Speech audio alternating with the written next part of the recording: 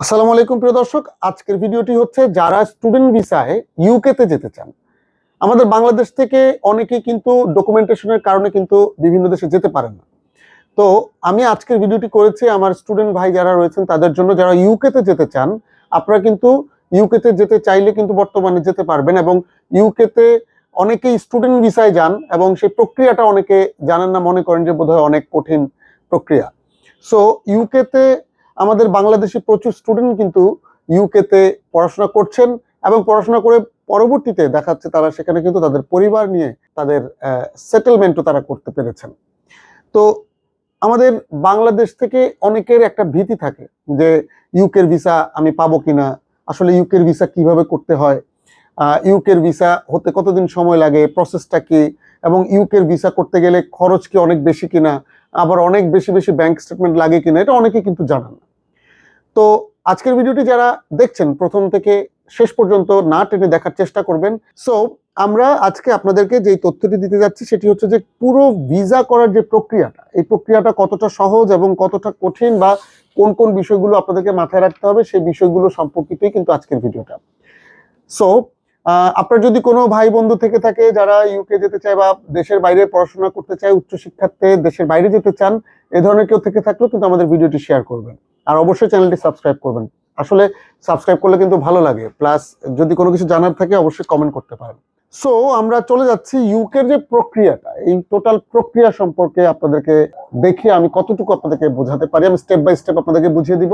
আমি একটা set up করেছি, যদিও এটা আমি বলতে পারি যে মোটামুটি এই প্রক্রিয়ার ভিতরে যা আছে এরপরে আর তেমন কিছু থাকে না আসলে। তো ফার্স্ট একটা ইউকে স্টুডেন্ট ভিসাতে যারা অ্যাপ্লাই করতে চান, যারা পড়াশোনা করার জন্য সে দেশে যেতে চান, আমি ফার্স্ট একটা বিষয় আপনাদেরকে বলি। আপনার এডুকেশনাল গ্যাপ একটা ব্যাপার থাকে, অনেকেই আছে যে দেখা যাচ্ছে যে তার বয়স 40 বছর, সে ইউকেতে যেতে চায়।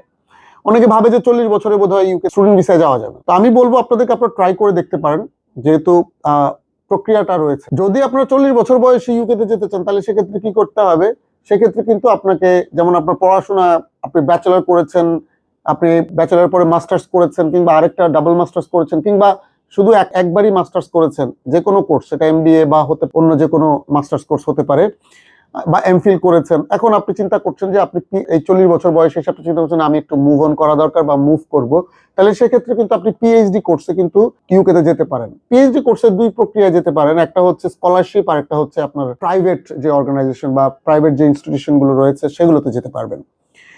তো ফার্স্টে আমি এই কথাটা কেন বললাম যে অনেকেই মনে করে বয়স বেড়ে গেলে বোধহয় যাওয়া যাবে না। তো আমরা এখন সার্বিক আলোচনাটা করছি, আমি জাস্ট শুধু আপনাদেরকে একটা আইডিয়া দেওয়ার জন্য কথাটা বলা।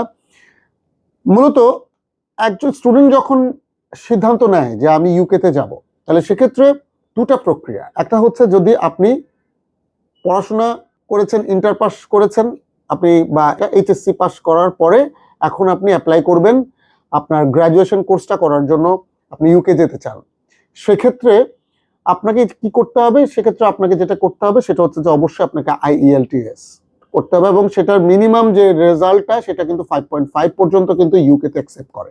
এটা একটা বিষয়। দ্বিতীয় বিষয় হচ্ছে যে অনেকে বলে যে মিডিয়াম অফ স্টাডির যে একটা লেটার, এমওআই একটা লেটার আছে, ওই লেটারটা দিয়ে কিন্তু অনেক সময় অ্যাপ্লাই করা যায়। সেক্ষেত্রে অবশ্যই আপনাকে ব্রিটিশ কাউন্সিলের আন্ডারে যদি আপনারা পড়াশোনা করে থাকেন, যদি আপনাদের এমওআইটা অ্যাকসেপ্টেড হয়, তাহলে সেক্ষেত্রে অবশ্যই কিন্তু আপনারা আইএলটিএস ছাড়া অ্যাপ্লাই করতে পারবেন ইংলিশ মিডিয়ামের হলে। তো আমরা ধরে নিচ্ছি সকল আমাদের বেশিরভাগ পড়াশোনা কিন্তু বাংলাদেশে কিন্তু বাংলা মিডিয়ামের পড়াশোনাটাই কিন্তু বেশি। সো ইন্টার পর্যন্ত বা এইচএসসি পর্যন্ত যারা পড়াশোনা করেছেন তাদের আইএলটিএসটা করলে ভালো হয়, এতে আপনার ইংরেজি দক্ষতাও বাড়ে। সো আমি প্রেফার করব যে আপনার আইএলটিএসটা করবেন। এবার আসা যাক যে আপনি আইএলটিএস আপনার হচ্ছে প্রাইমারি একটা ম্যাটার। এখন আপনার যে রেজাল্ট বা ডকুমেন্টেশন রয়েছে, সেই ডকুমেন্টস গুলো, অর্থাৎ আপনার যে এডুকেশনাল যে ট্রান্সক্রিপ্ট রয়েছে, সেই এডুকেশনাল ট্রান্সক্রিপ্ট এবং একটা সিভি আপনারা রেডি করবেন। রেডি করে আপনারা কিন্তু চাইলে ইউকের বিভিন্ন ইউনিভার্সিটিতে নিজেরা কিন্তু আপনারা মেইল করতে পারেন, নিজেরা মেইল করে বা অ্যাডমিশনের জন্য কিন্তু আপনারা যোগাযোগ করতে পারেন। যোগাযোগ করার পরে তারা যখন আপনার অ্যাসেসমেন্ট করে দেখবে যে yes you are eligible to their university, তখন তারা আপনাকে একটা প্রাইমারি লেভেলের একটা আপনাকে কনফার্মেশন দিবে, যেটাকে আমরা বলতে পারি যে প্রাইমারি একটা লেটার অফ অ্যাকসেপ্টেন্স যেটাকে বলা হয়, এই ধরনের একটা লেটার আপনারা পাবেন। তার পরবর্তীতে কিন্তু আসলে মূল স্টার্টটা হবে, আপনার যে প্রসেসিং এর যে মূল স্টার্টআপটা কিন্তু এই অ্যাকসেপ্টেন্স বা এই অ্যাপ্রুভালের পরেই কিন্তু হবে। ফার্স্টে যে অ্যাসেসমেন্টটা হবে, অ্যাসেসমেন্টের উপর ডিপেন্ড করে কিন্তু আপনার ফার্দার আপনার মাত্র প্রক্রিয়াটা শুরু হবে আর কি। তো সেই সময় আপনার কি করতে হবে যে আপনার যতগুলো ডকুমেন্টেশন আছে, লাইক আপনার অরিজিনাল সার্টিফিকেট, আপনার অরিজিনাল ট্রান্সক্রিপ্ট এবং আপনার অরিজিনাল পাসপোর্টের কপি এবং একটা সিভি যেটার মধ্যে আপনার কমপ্লিট ডিটেলসটা থাকবে, সেই ডকুমেন্টেশনগুলো দিয়ে আপনার কিন্তু সাবমিট করতে হবে। এখানে একটা কথা বলতে হবে যে অনেকেরই আছে এডুকেশনাল গ্যাপ আছে, ধরেন আপনি হয়তো বা গ্রাজুয়েশন করছেন, 2 বছর গ্রাজুয়েশনে শেষ করেছেন বা 3 বছর করেছেন, এখন আপনি অ্যাডমিশন নিতে চাচ্ছেন একটা ইউনিভার্সিটিতে দেশের বাইরে। সেক্ষেত্রে কিন্তু আপনি সেই যে পড়াশোনা করছেন সেখানে যে রেজাল্ট হয়েছে, এই যে সাপোর্টিভ ডকুমেন্টেশনটা কিন্তু আপনার সেখানে থাকতে হবে যে কেন আপনি এখানে আপনার দেরি হয়েছে। সেক্ষেত্রে হয়তো বা জবও হতে পারে, সেক্ষেত্রে জবের ডকুমেন্টেশনও কিন্তু আপনি এখানে সাপোর্ট দিতে পারেন। তবে সেক্ষেত্রে পড়াশোনা বা ইউনিভার্সিটির ডকুমেন্টেশনটা হলেই কিন্তু বেটার হয়। তো এই ডকুমেন্টেশন গুলো দেওয়ার পরে আপনার সকল সার্টিফিকেট, ট্রান্সক্রিপ্ট এবং সিভি দেওয়ার পরে এরপর আপনার কমপ্লিট রিজন এসওপি একটা লেটার রয়েছে, যেটা হচ্ছে complete reason for going to UK, মানে ইউকে যাবার জন্য যে কমপ্লিট রিজন, আপনি কেন ইউকে যেতে চান। আপনি সাপোজ আপনি 3 বছর পড়াশোনা করেছেন, আপনার মনে হচ্ছে যে না আপনি আরো বেটার ক্যারিয়ার এস্টাবলিশ করতে পারবেন ইউকেতে, তো এই ম্যাটারগুলো লিখে একটা অ্যাপ্লিকেশন টাইপের আর কি, এটা অ্যাপ্লিকেশন বলা যাবে না, যেমন সিভিতে আমরা কভার লেটার লিখি, অনেকটা ওই রকম এসওপিটা হবে। So complete reason for of going to UK, এই ডকুমেন্টেশনটা থাকবে।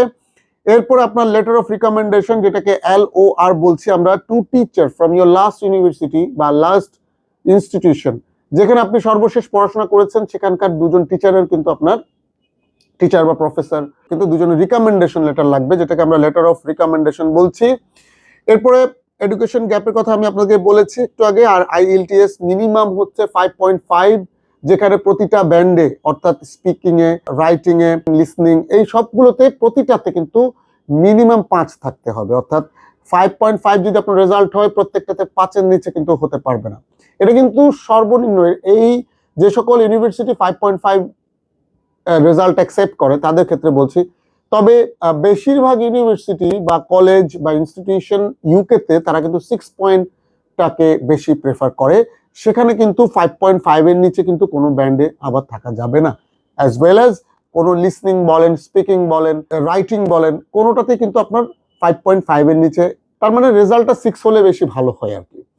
তো এরপরে আরেকটা বিষয় যেটা গুরুত্বপূর্ণ জানা দরকার, সেটা হচ্ছে যে যাদের MOI, আপনারা যারা মিডিয়াম অফ ইনস্ট্রাকশন, অর্থাৎ আপনি ইংলিশে পড়াশোনা করেছেন, আপনার IELTS নাই, তাহলে সেক্ষেত্রে ধরেন অনেকে MBA তে ভর্তি হতে চায়, সেক্ষেত্রে সে BBA তে বা ব্যাচেলারে সে পড়াশোনা করেছে, মিডিয়াম অফ স্টাডি ছিল তার ইংলিশ, তখন সে যদি মিডিয়াম অফ স্টাডি ইংলিশের যে লেটারটি রয়েছে এটি কিন্তু সে সাবমিট করতে পারবে ডকুমেন্টেশন, মানে যেটা হচ্ছে IELTS এর রেজাল্টের বদলে। সেক্ষেত্রে এটা কিন্তু সর্বোচ্চ 5 বছর পর্যন্ত অ্যাকসেপ্ট করা যায়, অর্থাৎ আপনার এডুকেশন গ্যাপ যদি 5 বছর হয়, আপনি ধরেন পাস করেছেন 2020 সালে, তাহলে আপনি 25 সালে এসে কিন্তু আপনি লাস্ট সর্বশেষবার MOI-টা ব্যবহার করতে পারবেন, এরপরে কিন্তু আপনি MOI কিন্তু ব্যবহার করতে পারবেন না। তার মানে ধরে নিতে পারি আমরা 5 বছর পর্যন্ত MOI-টা অ্যাকসেপ্টেড। তাহলে সেক্ষেত্রে যদি আপনার MOI না থাকে, আপনি কিন্তু IELTS এর পরীক্ষা দিয়ে যে রেজাল্টটা আসবে অবশ্যই সেটা চেষ্টা করবেন 6 পয়েন্টের উপরে আনার জন্য, সেটার কথা আমি বলবো।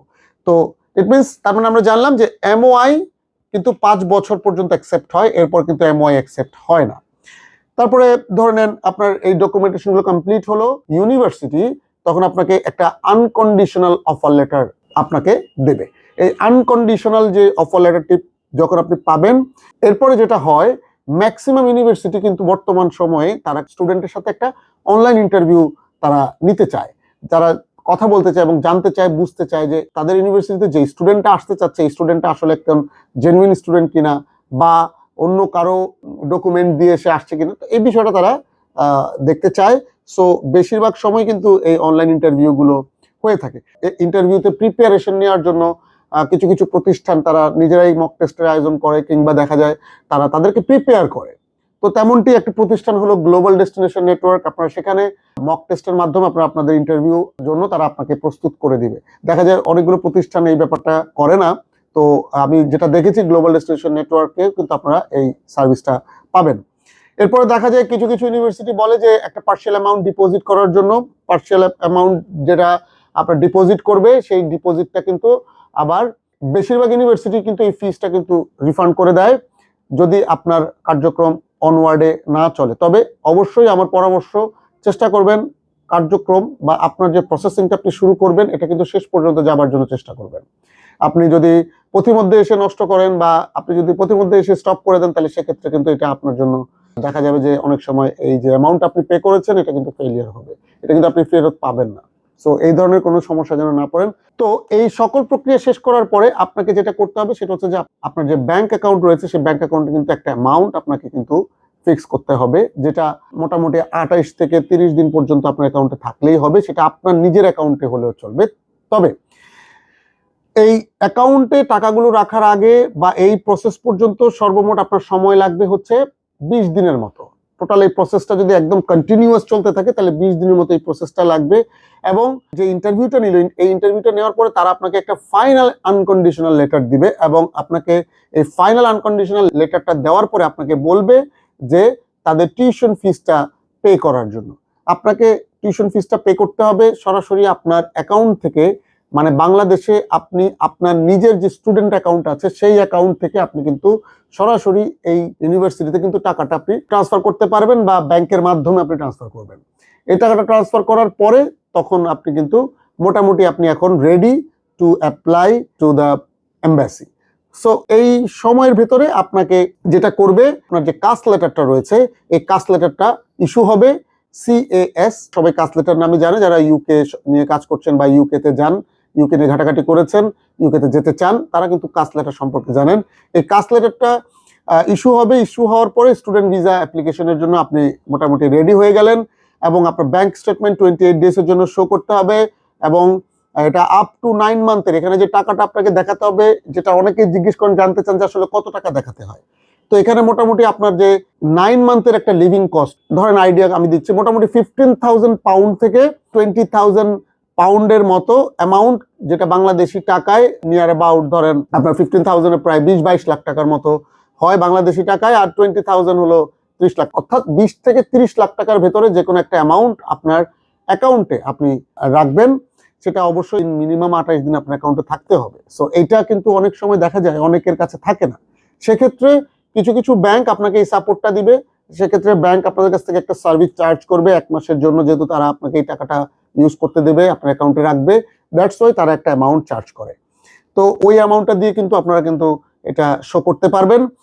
আর আপনার যদি দেখা যাচ্ছে যে যদি আপনার নিজের টাকা থাকে তাহলে সেক্ষেত্রে আপনি আপনার অ্যাকাউন্টে নিয়ে টাকাটা রাখলে হবে।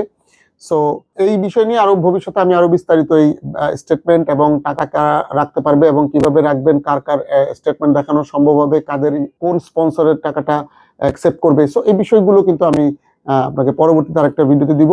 সো সর্বশেষে যে আপনার একটা এমবাসিতে ভিসার জন্য অ্যাপ্লাই করার জন্য যেই ডকুমেন্টেশন গুলো প্রয়োজন আমি একবার বলে দিচ্ছি।